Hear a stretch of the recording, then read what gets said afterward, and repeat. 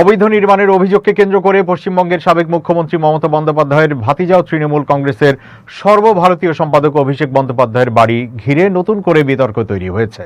বুধবার তার কালীঘাট রোড ও হরিশ মুখার্জি রোডের দুটি বাড়ির নির্মাণ নকশা জমা দেওয়ার নির্দেশ দেয় কলকাতা পৌরসভা।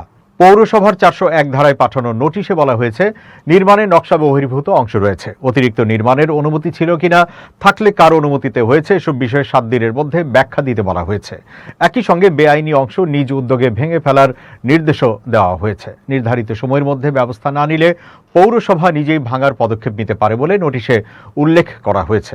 এছাড়া বাড়ির মালিক নিজে কেন অবৈধ অংশ অপসারণ করবে না সেটিও জানাতে বলা হয়েছে। সন্তোষজনক জবাব না এলে আইন অনুযায়ী ব্যবস্থা নেওয়া হবে এবং ভাঙার খরচও মালিকপক্ষকে বহন করতে হবে।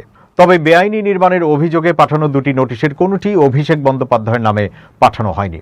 বর্তমানে কলকাতা পৌরসভার পরিচালন বোর্ডও তৃণমূল কংগ্রেসের নিয়ন্ত্রণে।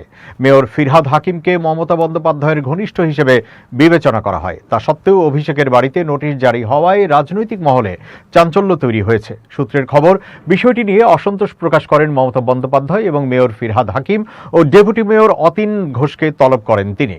তবে ফিরহাদ হাকিম জানিয়েছেন, বিষয়টি তার জানা ছিল না। তিনি বলেন, অভিষেক বন্দ্যোপাধ্যায় ইস্যুতে আমাকে কিচ্ছু জানানো হয়নি।